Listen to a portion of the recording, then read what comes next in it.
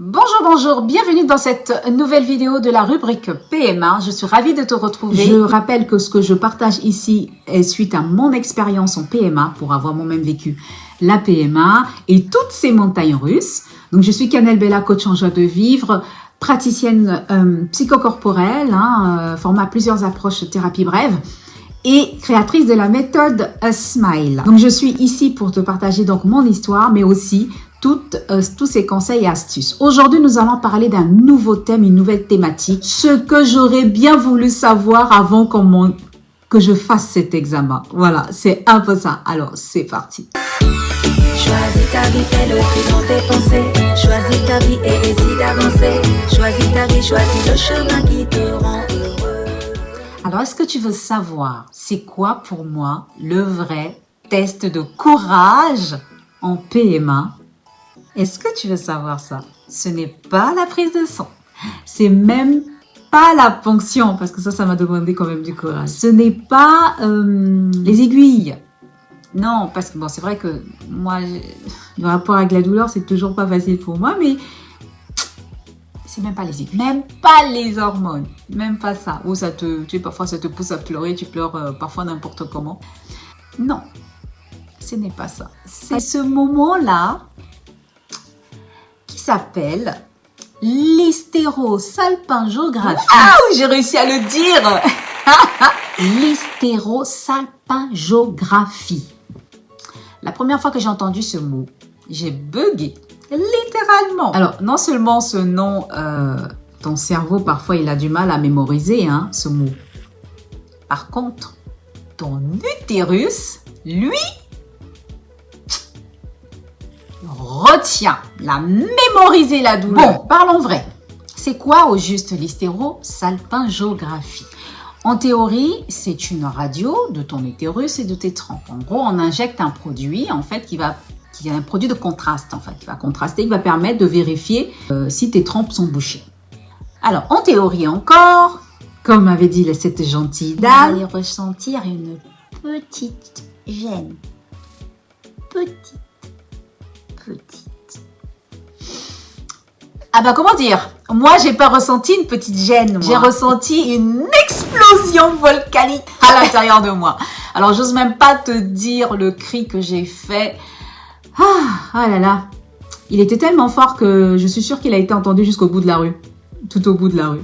Je me souviens même que quand j'ai terminé l'examen et que je suis sortie de la salle, il y avait d'autres femmes qui étaient assises à côté de la porte. Il y a une qui m'a regardée avec un air très apeuré. Et je lui ai fait un petit sourire en lui disant « C'est juste une petite gêne. » Bon, concrètement, comment ça se passe? En fait, on t'allonge.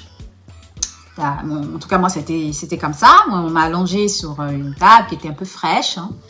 Et puis, on m'a injecté un appareil, une espèce d'appareil comme un endoscope. En fait, on l'a mis à l'intérieur et on a envoyé de l'air, de l'eau. En gros, c'est un peu, comment dire, c'est le Karcher de l'appareil reproducteur. Oui, c'est ça. Qui envoie de l'eau bien en force. Le but étant de déboucher tes trompes. Donc, clairement, j'ai crié. C'est vrai que mon rapport à la douleur est un peu particulier, mais j'ai crié, j'ai hurlé même. Alors, j'ai vu même ma vie se défiler, les décisions que j'ai eu à prendre, quoi.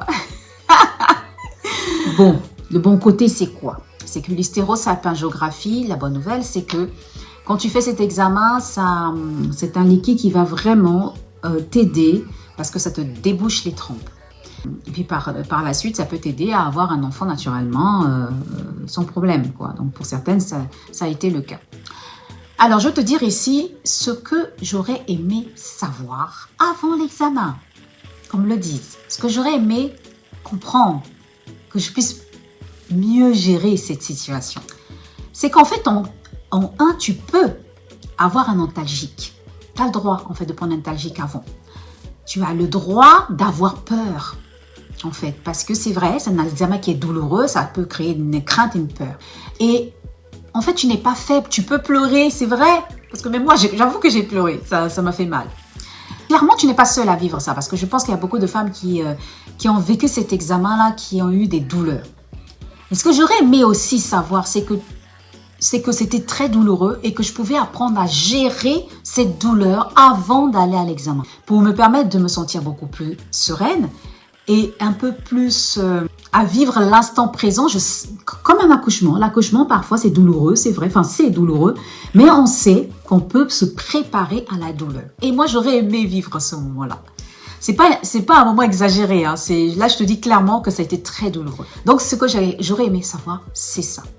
C'est qu'on peut apprendre à gérer la douleur avant l'hystérosalpingographie. Voilà ce que je voulais échanger avec toi dans cette vidéo. Donc, si tu as aimé cette vidéo, n'hésite pas de mettre un pouce. Si tu connaissais l'hystérosalpingographie, n'hésite pas de me le dire en commentaire. Et comment tu l'as vécu, n'hésite pas non plus de me le dire en commentaire. Et n'oublie pas que j'ai créé un e-book qui se trouve en barre d'infos. Et il y a même le lien d'un groupe également si tu veux intégrer le groupe. Tu peux bien évidemment les intégrer comme tu le souhaites. Donc le e-book, il est gratuit. Je te parle de mon expérience aussi. Et puis, si tu as besoin de gérer cette douleur-là, n'hésite pas à me contacter. Je t'ai mis en barre d'infos également un lien où tu peux me contacter. Et puis, on va prendre rendez-vous. Tu prends rendez-vous avec moi. Et c'est avec grand plaisir qu'on échangera ensemble. Maintenant, je te dis, prends bien soin de toi. Et si tu passes l'examen d'hystérosalpingographie, prends le temps de respirer. Donc, respire et tout va très bien se passer.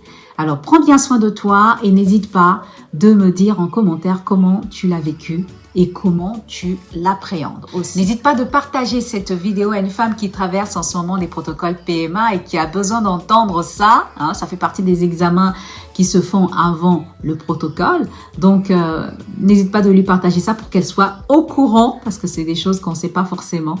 Voilà, moi je l'ai découvert sur le tas, mais voilà, je partage ça pour que vous soyez au courant, que tu sois également au courant. Prends bien soin de toi et de ta lumière. N'oublie pas que tu peux briller à travers tes cicatrices. Et à la prochaine vidéo de la rubrique PMA. Va de l'avant, n'oublie pas, garde confiance en toi.